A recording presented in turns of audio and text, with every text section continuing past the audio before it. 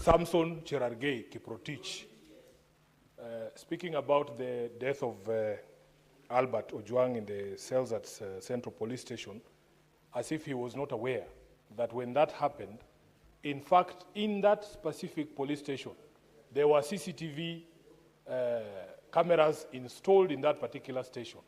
But what we have been told by IPOA is that somebody was bold enough to disable or to mess with the footage that would have captured the moment at which we lost our brother, Albert Ojwang. Yes.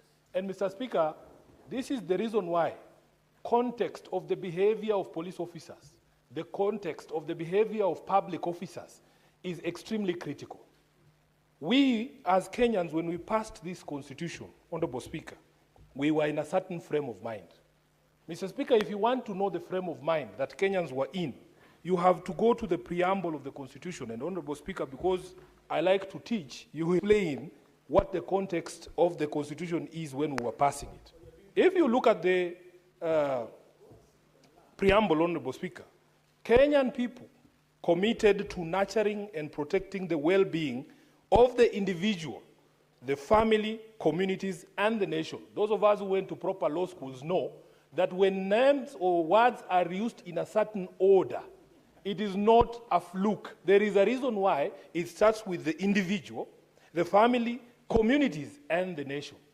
Honorable Speaker, we have another basic principle, the frame of mind that Kenyans were in when we were giving ourselves this constitution, because they say it's a very progressive document, but it required a very specific kind of government to be able to ensure that it is implemented. And that government is specified under the preamble that it has to be a government based on the essential values of human rights, equality, freedom, democracy, social justice, and the rule of law. Again, Honorable Speaker, when phrases are used one after the other, it is important for you to pay attention to the order in which they are used. Here, we started with human rights. It was deliberate, Honorable Speaker. Mr. Speaker, because of the history of this country, with police brutality, abductions, detention without trial, torture, kidnappings, we went ahead and provided, Honorable Speaker, that there are four specific rights that cannot under any circumstances, Honorable Speaker, be derogated from. And those rights are enumerated at Article 25, I think. Let me just read it, Honorable Speaker.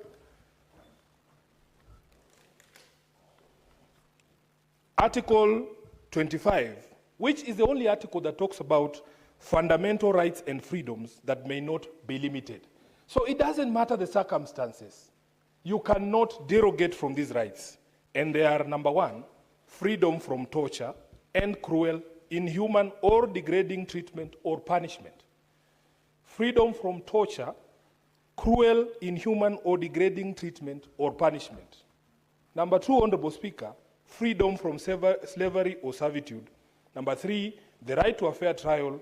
And lastly, Honorable Speaker, the right to an order of habeas corpus. The right to an order of habeas corpus for those farmers in the House, like Senator Methu, is an order for the production of somebody who is in the custody of police officers. Speaker, the culture of impunity that we have created in this country is what gives a police officer at Central Police Station the confidence to know that even when he switches off that police camera or the CCTV and commits murder in the cells, the places where we've been told should be the safest places, that culture that gives the people confidence is what we are trying to address as a country. And Honorable Speaker, it shocked me to levels that I cannot even imagine, that a member of this House and a lawyer, for that matter, somebody who claims to be a legal mind, Honorable Speaker, would forget these fundamental provisions of the Constitution and support a situation where Kenyans are being subjected to abduction, subjected to torture, subjected to cruel and dehumanizing punishment. Honorable Speaker, there was a very serious case of some of our activists who went to stand with our brothers in Tanzania. My good friend, the chairperson of Chadema, Tundu Lissu, who has been facing treason charges. My brother John Heche, who was arrested at the border of Tanzania when he was coming to mourn Baba, somebody who has been his friend for many years.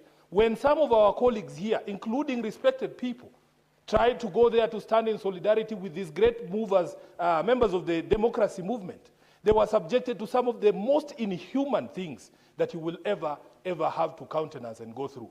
I hear people calling themselves Kalenjin warriors on the floor of this house. Some of the things that we heard from Boniface Mwangi, I would want to know why a Kalenjin warrior would wish any of that punishment and mistreatment on any human being, Kalenjin warrior or not. Speaker, it disgusts us. And one of the things that is the most disgusting for me as Senator Sifuna and SG of ODM is that some of these characters have been running around wearing ODM colors, calling themselves founder members of ODM. Mr. Speaker, they say birds of a feather flock together. Those are not our colors. Those are not our people. Those are not our values. The ODM party, Honorable Speaker, is a party that is known for justice. We are the manufacturers. We are the birthers of this constitution. There is no way, Honorable Speaker, we will associate with characters who run around saying people should be subjected to inhuman and degrading treatment. Senator Sifuna, so, there's a point Speaker, of order. There's a point of order. What's your point of order, Cherargei? Mr. Speaker, I raise understanding on the 101.1. I've heard Senator Sifuna mention a number of names and the judicial conducts like Tundu Lissu, Heche, that come from Tanzania. It's on record. Here, Mr. Speaker, when you read understanding 101.1, it says neither the personal conduct of the president, nor the conduct of the speaker or of any judge, nor judicial conduct of any other person performing judicial functions, nor any other conduct of head of state or government or the representative of Kenya or any friendly country, or the conduct of the holder of office whose removal from such is dependent upon decision of the Senate shall be referred adversely except upon a specific substantive motion of which at least 3 days notice has been given. The reading, the upshot, is it in order for Senator Sifuna to refer to other matters? We are aware that Tundu Lissu is undergoing judicial process in Tanzania. It is on record. But is it in order for him to refer to such matters in a friendly neighboring country without a substantive motion, which we don't have a problem? If he brings it, it would be in order. Is it in order, Mr. Speaker? Can he withdraw and confine himself within the standing orders, Mr. Speaker, of Standing Order 120 of the standing orders? You should listen. Honorable Speaker, I wish the Honorable Cherargei listens to people making submissions on this floor. And if he can't listen, at least exercise his ability to read, even that standing order that he has read. Clearly, Honorable Speaker, although I know the names of the judicial officers who are involved in the cases in Tanzania, I have not mentioned them. Although I know the people who are responsible for torture abduction of Tanzanians and Kenyans in Tanzania, I have not mentioned them. I am speaking about my friends. If you don't have any friends across the border or anywhere away from Nandi County, that's your own problem. I have not mentioned anybody in that authority. Mr. Speaker, therefore, allow me to continue uninterrupted. The point that I was making. Speaker, we need to create a country that resembles that which we wanted when we passed this constitution. And the point that I was making as SG of ODM, still, Honorable Speaker, wearing that color is not what makes you a good person. That color represents something. We know what we stand for. When somebody sees ODM, they know what it means.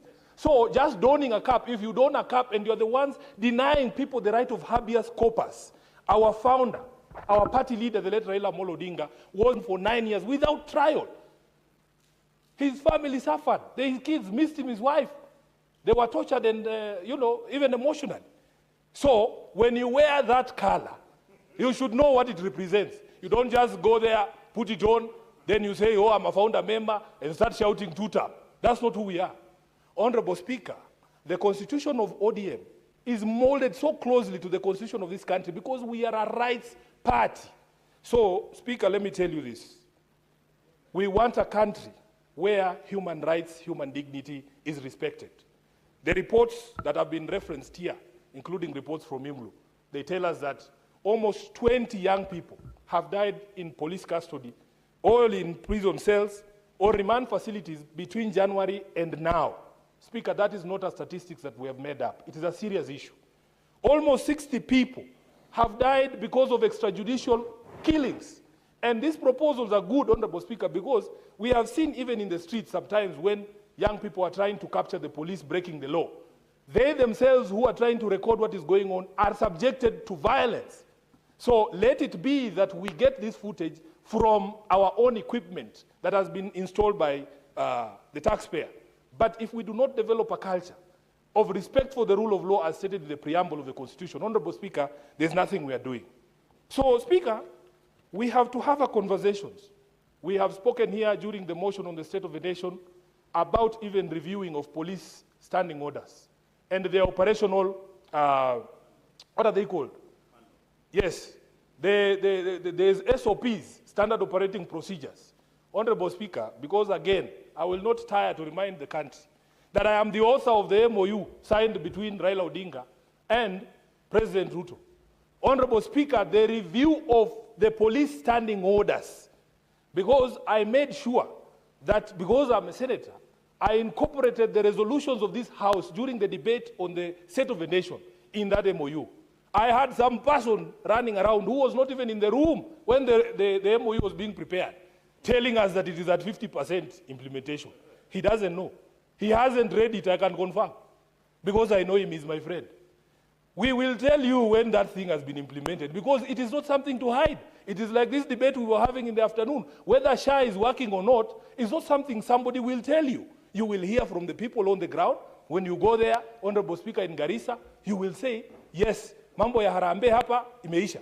Honorable Speaker, when that MOU is implemented, nobody will need to shout from the rooftop about its implementation. We will see compensation of the victims of police brutality. They will tell you the money is in their accounts. They will tell you that the SOPs, the standard operating procedures of the police were brought to this House. They have been amended, and now we have a people-friendly police force or service. Honorable Speaker, they will tell you that devolution is working. Those are the things that we incorporated in that. And we want to urge Kenyans, Honorable Speaker, not to fall into this trap of encouraging a clawback of all the gains we've had. Honorable Speaker, the things that are happening in our neighboring countries, they used to happen here. They used to happen here. You remember the fight we had about constitution or reconstitution of the IEBC. You hear the stories from our neighbors where they are still in the era where the president just determines who's running the election. You know, when we hear those things, Honorable Speaker, we are transported back to 1992, over 30 years ago.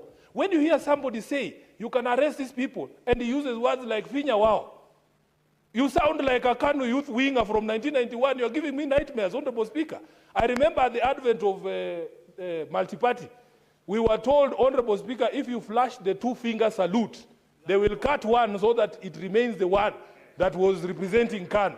That is the same language we are hearing from people in this House, and they call themselves founder members of ODM. SHINDWE KABISA. I thank you, Honorable Speaker. Senator Consolata Nobwire.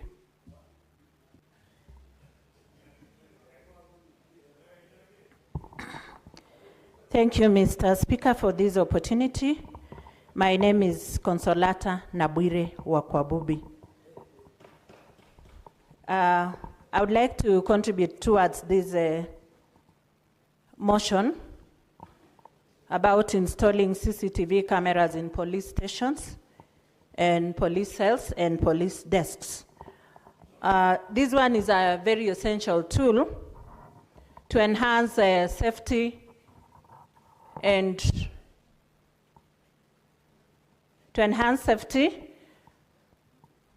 and also deter criminal activities, as well as supporting evidence-based investigations. In the recent past, the installation of CCTVs, even in our homes, was deemed to be a luxury, but it is no longer a luxury, and especially to enhance safety and security in some of our public institutions, there is need for us to enhance and embrace surveillance infrastructure.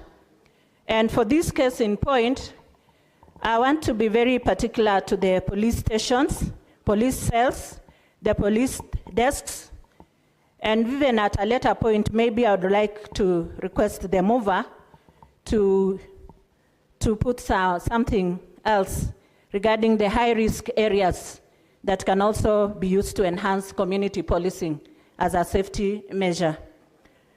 You look at these CCTVs, and we find out that they are both for protection of both the law enforcement officers as well as the public, because sometimes some evidence is hidden or is deleted, and therefore we cannot be able to get that ample evidence to move a case or maybe to interrogate a case. There are so many things that happen in the police cells. For example, we have custodial deaths, or we have alleged brutality, and we even have GBV cases that are meted upon some of the victims in the police cells, in the police stations, and even in the police, at the police desks.